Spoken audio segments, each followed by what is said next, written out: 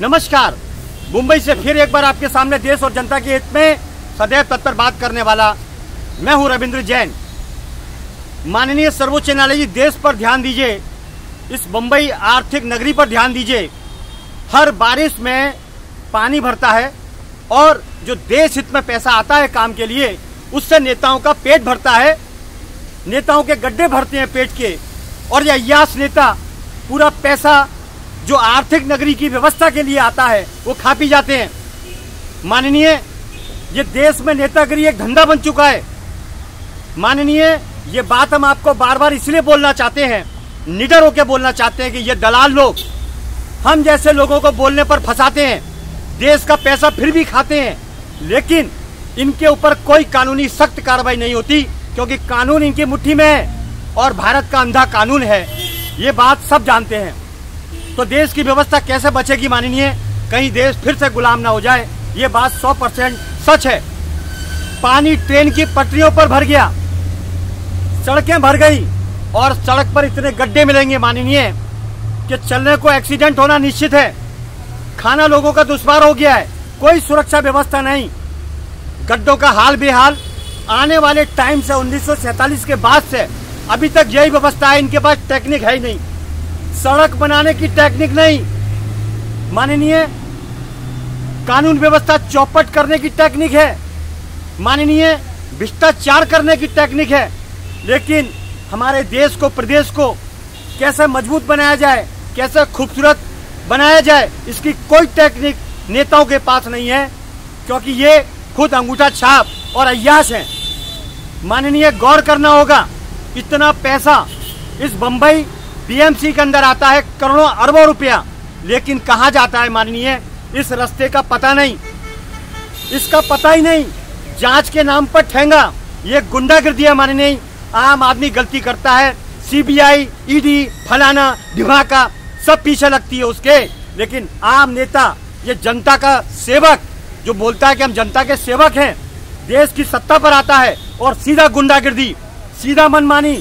5 साल में 500,000 करोड़ का मालिक हो गया माननीय। कोई सुनवाई नहीं है, अंधेरे गर्दी चौपट राज हो चुका है, जनता के बारे में किसी को परवाह नहीं। क्या करें, कहां जाएं, किसको बोलें? इनके खिलाफ अगर कोई बोलता है तो ये फंसाते हैं, क्योंकि ये कायर हैं, डरपोक हैं। जैसे मुगलों ने किया, अंग्रेजों ने किया, ऐसे ही ये नेता करते हैं। तो कहीं ना कहीं ऐसा लगता है कि मुगलों और अंग्रेजों का खून कहीं ना कहीं आज के नेताओं में बहता है। सड़कों पर इतने गड्ढे माननीय परेशानी का सबब बन चुका है। पानी मुंबई में भरता ही है, तो इसके लिए टेक्निकल क्यों नहीं सोचा गया? क्या हमारे भारत में इंजीनियर खत्म हो गए? क्या हमारे भारत में बुद्धिजीवी खत्म हो गए? बड़ा अफसोस है। लेकिन ये नेता नहीं चाहते कि आम आदमी सुखी से अपनी जिंदगी गुजार सके। अगर नेता चाहता तो भारत की व्यवस्था बदल सकता है, लेकिन नहीं।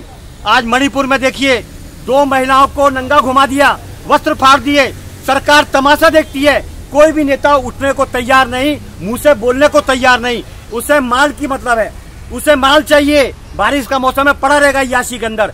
देश का नेता अय्याश हो चुका है माननीय, इस बात पर गौर करिए, वरना भारत फिर गुलाम होगा, क्योंकि इन नेताओं को अय्याशी का बहुत बड़ा जुनून सवार हो गया है। ये माननीय देश को खा जाएंगे, हमारे नेता देश को खा जाएंगे, ये सच है माननीय। जनता तो गूंगी है ही, जनता तो कभी नहीं बोलेगी, क्योंकि उसे अपना घर चलाना है, उससे अपना घर चलाना है, वो घर में उलझी हुई है माननीय। आखिर हम बात किधर करें, हम किसको बोलें? जहां भी आवाज उठाने की कोशिश की जाती है, लोगों को फंसा दिया जाता है माननीय।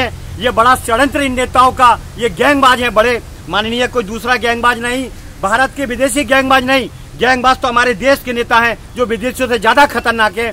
इन पर संज्ञान लिया जाए माननीय। गौर करने वाली बात है, आज हर फुटपाथ पर कब्जा, जो रेलवे स्टेशन की चलने की फुटबुहारी है उन पर नीचे कब्जा। इनमें शासन प्रशासन मिला हुआ है माननीय, जनता को नुकसान पहुंचाते हैं। और आपकी कोर्ट में अगर हम आएंगे तो थैले भर भर के हमें तारीख पर तारीख दी जाएगी, हमारी जिंदगी पूरी हो जाएगी, जवानी में केस दर्ज होगा, बुढ़ापे में फैसला आएगा, जब तक हम निमट जाएंगे माननीय। ध्यान दीजिए, भारत गुलाम होने की कंगार पर है माननीय, ध्यान दीजिए। हम तो चिल्लाते रहेंगे, लेकिन इनके कानों में रुई लगी हुई है माननीय, ये वही सुनेंगे जहां पर मान आना होगा। मैं हूं जनहित में, देश हित में, रविंद्र जैन, मुंबई से। जय हिंद।